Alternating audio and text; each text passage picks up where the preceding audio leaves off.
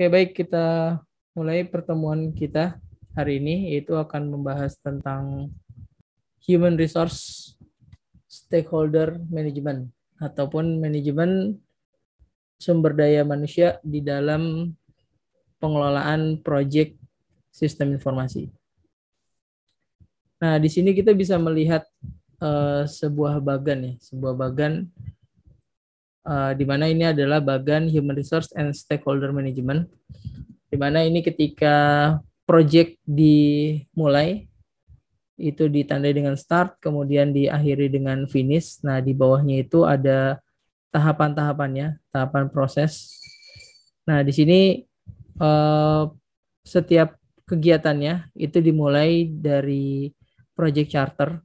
Nah, project charter itu kan sebuah dokumentasi yang menggambarkan apa saja yang akan dikerjakan di dalam project charter tersebut. Nah, terus kemudian di garis panah ini adalah stakeholder ya. Stakeholder itu orang-orang yang akan mempunyai peran di dalam project tersebut, mulai dari project sponsor, owner, kemudian timnya, project manager, terus juga ada sistem analis, desainer, programmer, dan seterusnya sampai ke user. Nah, di sini juga setiap kegiatannya itu harus selalu saling berkomunikasi, gitu ya. Baik itu project progress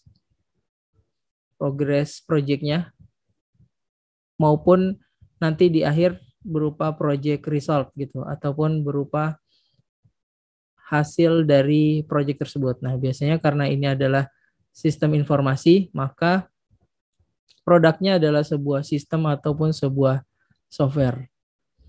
Nah, panjang rentang waktunya ya selama timeline ataupun selama project itu ditentukan.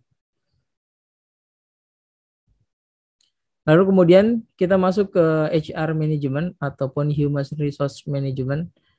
Jadi Human Resource Management itu adalah sebuah tim ya. Jadi biasanya kalau misalkan kita mau mengelola sumber daya manusia atau human resource, nah tim yang ada di dalam project itu biasanya merupakan salah satu faktor yang paling penting dalam keberhasilan suatu project tersebut. Nah, jadi kalau misalkan kita memiliki tim yang bagus, maka kita akan memiliki project yang akan sukses.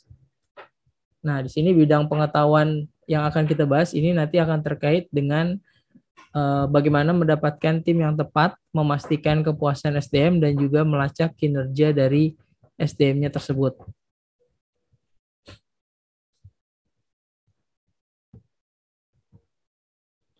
Nah, terus apa saja kegiatan dalam mengelola sumber daya manusia?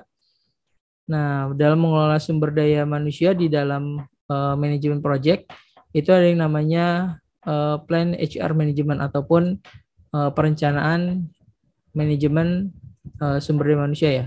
Jadi yang pertama ada mengidentifikasi, kualifikasi, dan jumlah personil yang dibutuhkan, serta juga mendokumentasikan peran dan tanggung jawabnya. Kemudian yang kedua, menunjuk atau mendapatkan personil tim yang dibutuhkan untuk melaksanakan pekerjaan proyek. Lalu yang ketiga adalah membentuk project team dengan meningkatkan kompetensi dan kerjasama tim untuk meningkatkan kinerja dari sebuah proyek. Dan yang keempat, kegiatannya itu mengelola project team dengan mengkoordinir, memonitoring kinerja tim, memberikan feedback atau umpan balik, dan membantu memecahkan masalah project.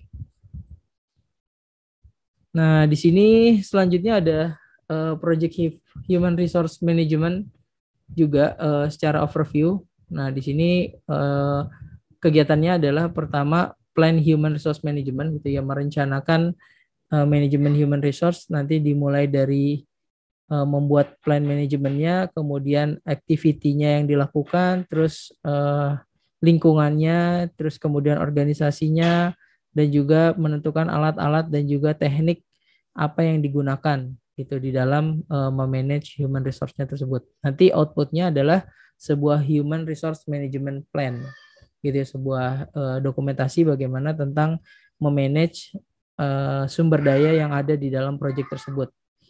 Nah, terus kemudian acquire project team. Nah, mulai dari dari human resource management plan-nya tadi. Nah, terus kemudian enterprise environmental factor dan juga organization process asset itu nanti dikelola atau diolah dengan menggunakan tools-nya, yaitu pre-assignment, negotiation, acquisition, virtual team, dan seterusnya. Nanti output-nya yaitu berupa project staff assignment gitu. Jadi bagaimana meng-assign anggota tim gitu ya, yang terbaik gitu untuk mengerjakan proyeknya tersebut. Terus kemudian dalam proses development project timnya juga seperti itu, bagaimana project timnya bisa berkembang gitu ya, bisa bekerja sesuai dengan kebutuhan gitu. Nanti di dalamnya mungkin ada juga trainingnya, terus kemudian ada juga pengenalan segala macam, sehingga nanti timnya itu menjadi sebuah tim yang solid. Nah, terus yang di bagian terakhir ini adalah manajemen project team, ya termasuk juga kegiatannya, terus mengatur manajemen konfliknya juga, interpersonal skill-nya, terus juga bagaimana nanti hasilnya itu kalau misalkan ada perubahan gitu, ada update gitu, ataupun seluruh kegiatan itu dilaporkan di dalam proyeknya tersebut. Oke, terus kemudian ini ada project management stakeholder. Jadi stakeholder itu kan adalah orang-orang gitu ya, atau pihak-pihak, baik dia secara individual, kelompok, maupun organisasi yang memungkinkan mempengaruhi atau dipengaruhi oleh keputusan, aktivitas, dan juga hasil dari proyek yang dibangun. Nah, ini di dalam stakeholder management itu harus diidentifikasi dulu sebelum proyeknya dimulai gitu, karena bisa terjadi kegagalan dalam mengelola stakeholder, itu bisa memberikan dampak yang jelek gitu kepada kinerja proyeknya tersebut. Nah, kegagalan dalam mengelola stakeholdernya tadi bisa mengakibatkan dampak yang buruk, antara lain ya pertama keterlambatan akibat lamanya keputusan diambil. Ya karena misalkan stakeholdernya itu tidak solid gitu ya, stakeholdernya ini tidak tidak kompak dan mengelola, maka pengambilan keputusannya itu lambat.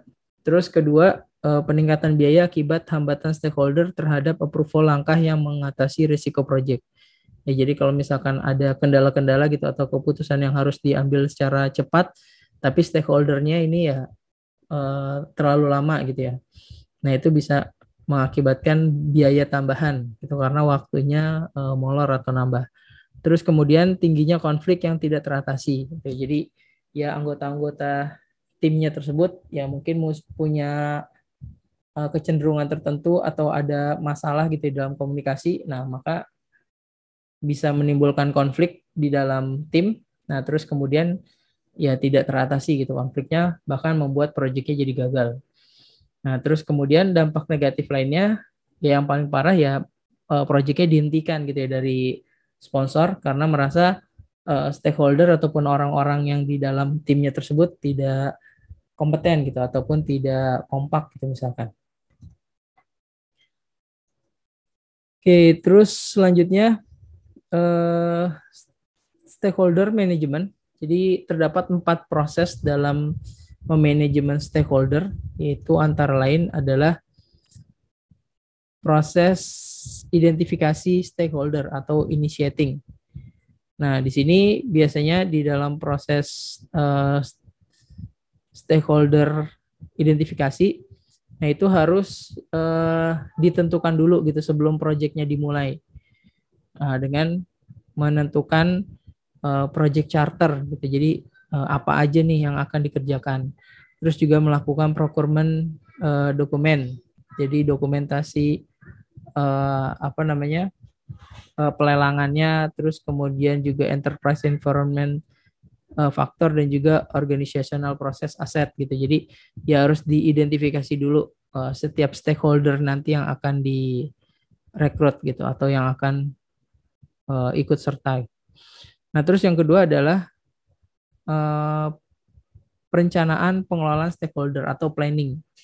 Nah, di sini stakeholder gitu harus direncanakan juga pengelolaannya, yang nanti bisa menghasilkan plan stakeholder management ataupun rencana manajemen stakeholder yang berupa dokumen resmi gitu ya, dokumen yang disepakati bersama terkait dengan stakeholder atau sumber daya yang ada di dalam proyek tersebut.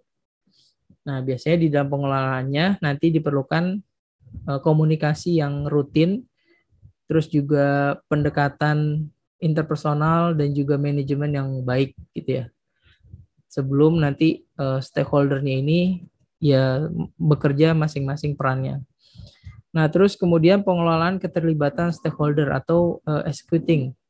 Nah, di sini ketika timnya sedang bergerak, timnya sedang berjalan, nah maka pengelolaan stakeholder itu juga harus di manage dengan baik gitu, karena dapat mempengaruhi dan juga mengubah project, mengubah rencana project, terus kemudian mengubah dokumentasi, organisasi, aset dan segala macam. Nah, itu juga harus diperhatikan ketika proses executing ini.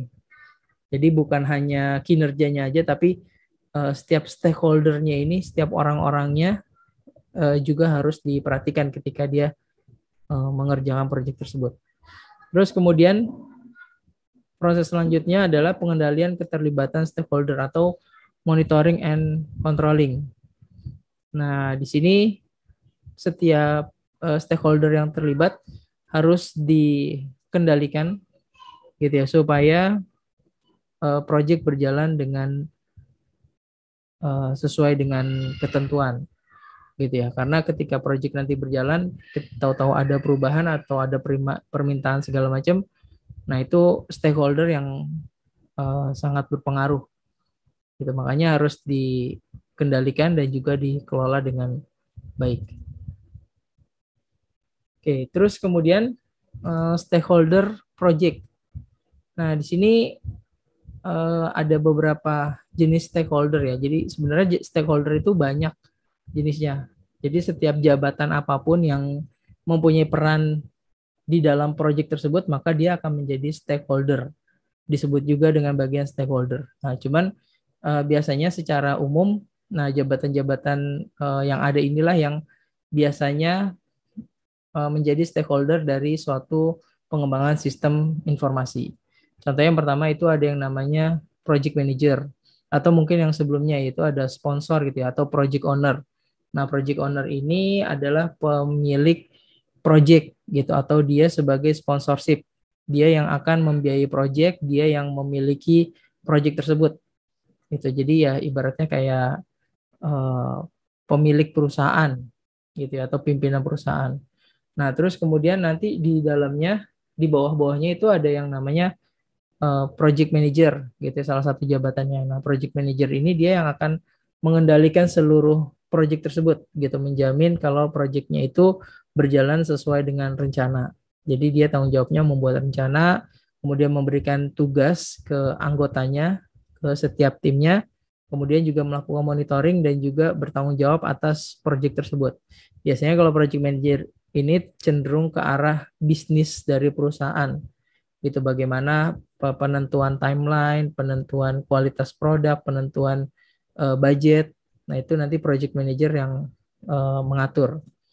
Nah, terus kemudian ada juga yang namanya sistem analis. Nah, kalau sistem analis ini dia sebenarnya bisa jadi mirip dengan project manager ya. Kalau project manager itu lebih ke arah bisnis, sedangkan kalau sistem analis ini lebih ke arah teknis, karena dia nanti yang akan sebagai penghubung dari tim bisnis dengan tim teknis gitu, karena dia nanti akan berkomunikasi dengan para programmer, desainer, kemudian juga implementor, terus juga dia berhubungan dengan user gitu. Maka di sini dia harus melakukan analisis dalam hal pembentukan sistem yang akan dibangun, mencari informasi secara detail ke user, mencari requirement, spesifikasi, mencari fakta sebenarnya yang dibutuhkan di lapangan itu seperti apa sistemnya, dan kemudian menuangkan ke dalam bentuk diagram. Hasil analisisnya itu dia tuangkan ke dalam bentuk model diagram. Nah, nanti dibantu sama desainer, diagramnya ataupun desain modelnya diperdetail lagi sebelum diberikan kepada developer atau ke programmer.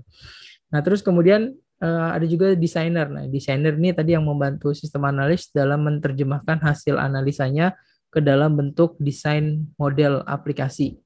Ya, biasanya dalam bentuk diagram-diagram, tampilan, gambar, mockup, dan lainnya, laporan-laporan, dan segala macam.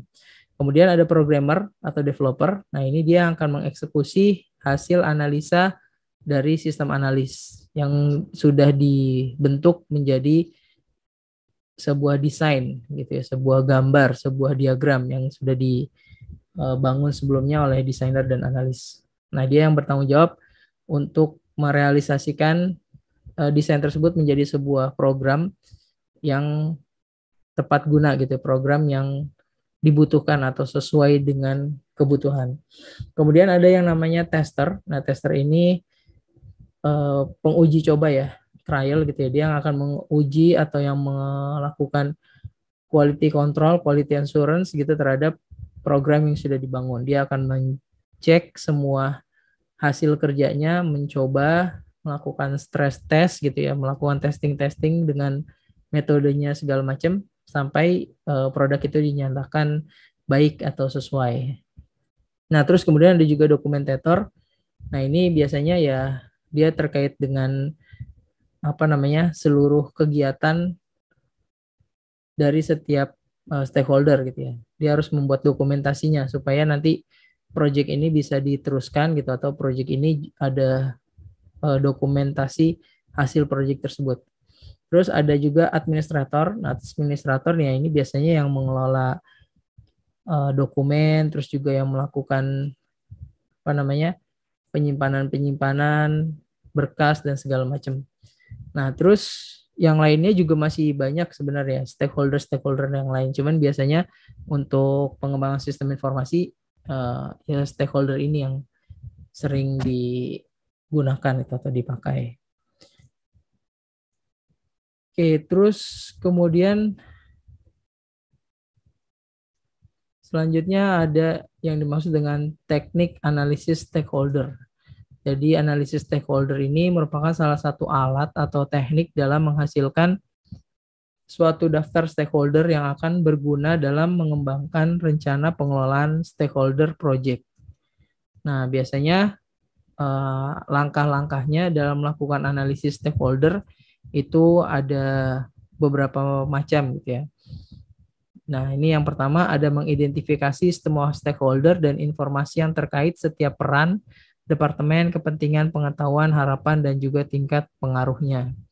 Kemudian menganalisis dampak atau dukungan potensial pada masing-masing stakeholder yang dapat dikembangkan dan diklasifikasikan untuk pengembangan strategi. Terus menilai bagaimana stakeholder utama bereaksi atau merespon pada berbagai situasi untuk merencanakan bagaimana mempengaruhi mereka dalam meningkatkan dukungan mereka dan mengantisipasi dampak negatif yang mungkin muncul. Gitu ya. Jadi dilakukan proses analisis stakeholder.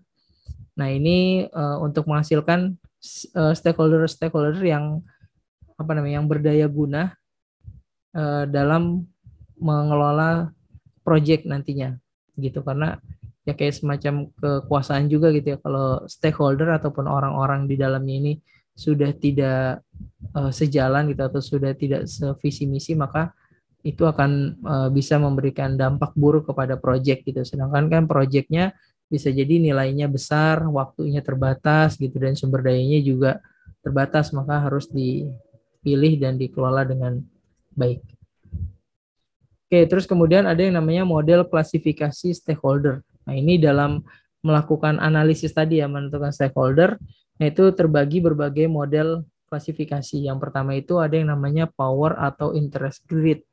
Nah, ini dia berdasarkan tingkat kekuasaan dan kepentingan stakeholder berdasarkan hasil atau outcome project gitu. Jadi di apa namanya klasifikasi, dikategorikan stakeholder ini berdasarkan tadi power atau interest grid. Nah, terus kedua berdasarkan power atau influence grid. Nah, ini berdasarkan tingkat kekuasaan dan juga pengaruh atau keterlibatan para stakeholder ini di dalam project gitu. Jadi dikategorikan mana si stakeholder yang mempunyai peran penting, mempunyai pengaruhnya besar gitu ya, mempunyai apa namanya tugas yang berat gitu ya. Nah, itu dikategorikan dulu. Terus kemudian ada juga kategori influence atau impact grade. Nah, ini klasifikasi berdasarkan tingkat pengaruh atau keterlibatan di proyek dan kemampuan untuk memberikan besaran dampak terhadap proyek dari rencana sampai ke pelaksanaan. Kemudian yang terakhir adalah salience model, yaitu yang menjelaskan kelas stakeholder berdasarkan kekuasaannya, tingkat kepentingan dan juga legitimasi. Nah, ini adalah klasifikasi atau pengkelompokan dari para stakeholder. Terus kemudian berfokus ke manajer project gitu ya, karena dia yang akan mempunyai peran penting gitu dalam manajemen, yaitu memanage sebuah project. Nah, maka manajemen project harus mempunyai keterampilan ataupun kemampuan dalam bentuk hard skill maupun soft skill. Di antaranya yang pertama adalah kemampuan atau keahlian dalam berkomunikasi, bisa mendengarkan dengan baik, meyakinkan, dan juga menyampaikan secara baik gitu ya. Kemudian juga harus mempunyai keahlian dalam berorganisasional, merencanakan, menetapkan sasaran, dan menganalisis.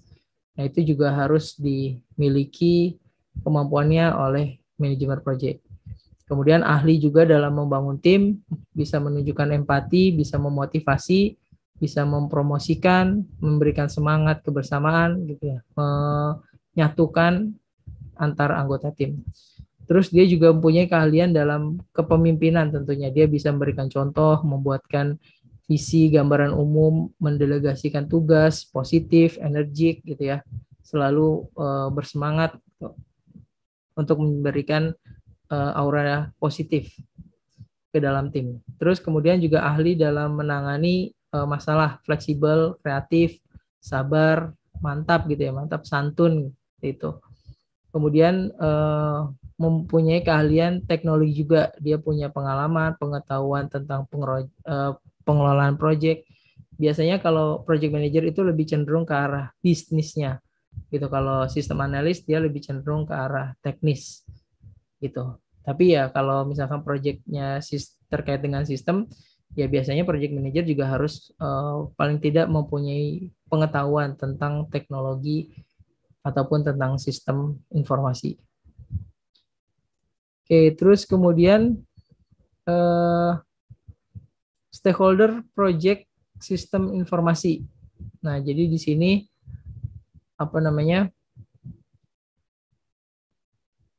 peran perencanaan dalam suatu proyek sangatlah penting. Segala sesuatu harus dimulai dari rencana, disepakati bersama antar para stakeholder yang terlibat dalam proyek. Jadi ini istilahnya proyek stakeholder level kategori stakeholder gitu ya, kategori stakeholder.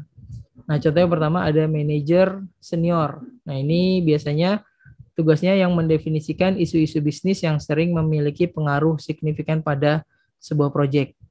Nah, terus kemudian ada juga kategori manajer proyek. Nah, dia yang harus merencanakan, memotivasi, mengatur, dan mengontrol para praktisi yang melakukan pekerjaan software. Terus ada praktisinya sendiri. Praktisi itu yang memberikan keterampilan teknis yang diperlukan, ya kayak sistem analis, desainer, programmer, implementer, dan seterusnya.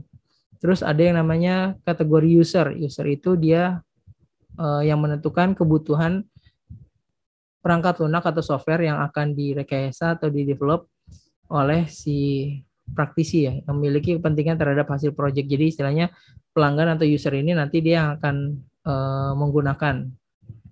Terus atau bisa juga dia yang akan memberikan informasi spesifikasi gitu ya. Jadi biasanya sih user juga yang akan menggunakan gitu, tapi bisa juga ada tim sendiri yang menentukan fitur, kemudian ada juga pengguna akhir atau end user yang hanya tinggal make, atau istilahnya admin gitu ya, operator. Jadi tinggal make aja gitu, nggak perlu ngasih informasi terkait dengan fiturnya karena udah ada timnya sendiri. Tapi biasanya user sama yang memberikan requirement ataupun kebutuhan biasanya digabung, walaupun ya banyak juga yang dipisah. Terus kemudian manajer project atau pimpinan project. Ya, tadi sepintas tugasnya dibahas. Jadi seseorang yang ditunjuk atau ditetapkan untuk bertanggung jawab terhadap kegiatan harian mengelola project untuk kepentingan project dan juga memiliki keahlian seorang manajer project. Nah, kalau keahlian personalnya ini ya kepemimpinan, komunikasi, negosiasi, mendengarkan, bangun tim, keahlian teknisnya, manajemen konfigurasi, manajemen data, manajemen informasi, strategik, keamanan jaringan, dan lain-lain. Terus juga mempunyai keahlian manajemen dan juga keahlian menangani situasi. Fleksibel, keras, tegas bila diperlukan, dan juga kreatif.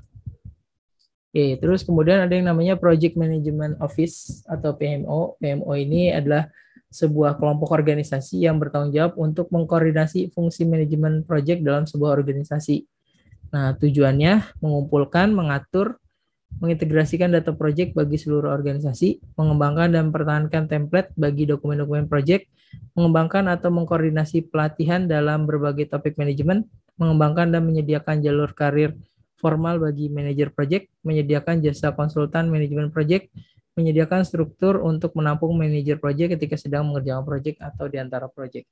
Jadi biasanya ada ya kayak semacam vendor gitu ya, semacam perusahaan jasa yang menjual jasa terkait project manager gitu. Jadi dia hanya mencetak gitu ya, mengelola para project manager ini gitu. Jadi kalau misalkan ada sebuah project gitu yang akan dibangun, nah terus kemudian dia mempunyai harus melibatkan beberapa stakeholder.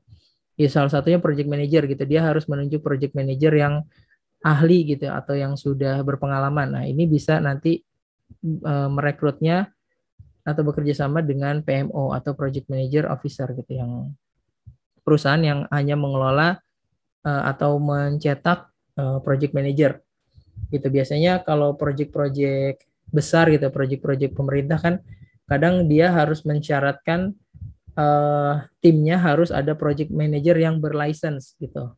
Jadi kalau misalkan di project pemerintahan harus ada syarat nih project manajernya harus punya license gitu, nggak boleh orang biasa gitu. Jadi ya mau nggak mau kalau perusahaan perusahaan vendornya gitu ya mau menangin project itu, dia harus merekrut ya ini para project manager yang mempunyai license gitu supaya menjamin ke pemilik project atau ke pemerintah gitu misalkan kalau projectnya ini terhandle dengan baik gitu karena dia sudah merekrut project manager yang mempunyai license. Nah, ini bisa dipakai atau bisa menggunakan project manager officer.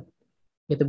Begitu juga kalau misalkan kita pengen menjadi atau memiliki sertifikasi project manager ya. Jadi supaya terjamin kalau kita sudah punya skill sebagai project manager yang baik. Nah, itu biasanya bisa ikut sertifikasi, mengambil sertifikasi di project manager officer.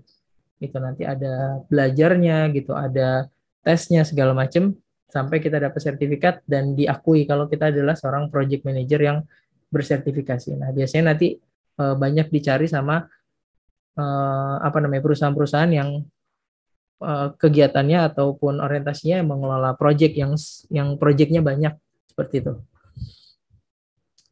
Terus kemudian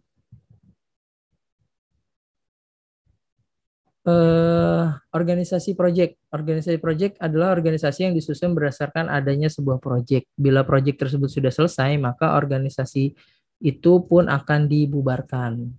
Nah, di sini organisasi project dibedakan menjadi 3. Ada yang namanya organisasi project fungsional, yaitu struktur organisasi jenis ini dia dikelompokkan menurut fungsinya. Dia memiliki struktur dengan konsep otoritas dan hierarki vertikal. Kemudian juga organisasi project murni. Nah, di sini dia bagian tersendiri dari organisasi fungsional perusahaan, di mana manajer mempunyai otoritas penuh terhadap project tersebut. Terus kemudian ada juga namanya organisasi project metric, yaitu di mana suatu struktur organisasi project metric ini biasanya gabungan dari project murni dan fungsional. Nah, di sini dia akan memanfaatkan ahli berbagai bidang ilmu yang terlibat dalam organisasi fungsional sebagai bagian dari proyek. tapi tidak mengganggu proses pelaksanaan proyek serta organisasi fungsional proyek. Gitu ya. Jadi organisasi di dalam proyek itu bisa jadi dia cabutan gitu ya dari macam-macam SDM, kemudian dijadikan satu tim. Kalau udah selesai dia akan dipecah lagi atau dikembalikan lagi. Atau ya tadi dia merekrut tapi kontrak gitu ya, nggak selamanya. Gitu. Nah, karena modelnya adalah project gitu. Kalau project kan sebuah kegiatan yang ada rentang waktunya gitu, tidak bisa dilakukan secara terus-terusan. Itu pasti dia ada waktu mulai dan waktu selesainya. Terus kemudian faktor pemilihan organisasi. Nah, di sini biasanya ketika mau menentukan organisasi sebuah proyek gitu ya, maka diidentifikasikan 7 faktor yang berpengaruh dalam pemilihan struktur organisasi manajemen proyek. Yaitu pertama, ukuran proyek, kedua, kebijakan strategis, ketiga, kebutuhan terhadap inovasi baru, keempat, kebutuhan terhadap integrasi atau jumlah departemen yang terlibat, kelima, kompleksitas lingkungan atau jumlah interface eksternal, keenam, constraint waktu dan anggaran, ketujuh, stabilitas permintaan sumber daya. Semakin tinggi level ketujuh faktor ini, maka dibutuhkan otonomi dan wewenang yang lebih banyak pada proyek dan tim proyek agar dapat berhasil proyek tersebut. Gitu ya. Jadi dalam menentukan organisasinya ya dilihat dari 7 faktor ini. Kalau 7 faktor ini semakin besar gitu, misalkan ukuran proyeknya besar, kebijakan strategisnya juga besar dan segala macam, berarti dia harus punya otonomi ataupun wewenang sendiri dalam mengelola proyek tersebut gitu. Artinya di luar dari pengelolaan pimpinan perusahaan gitu ya. Si organisasi proyek ini bebas gitu ya menentukan keputusannya sendiri karena sudah ditunjuk stakeholder-stakeholdernya. Seperti itu. Oke, sampai di sini materi kita hari ini.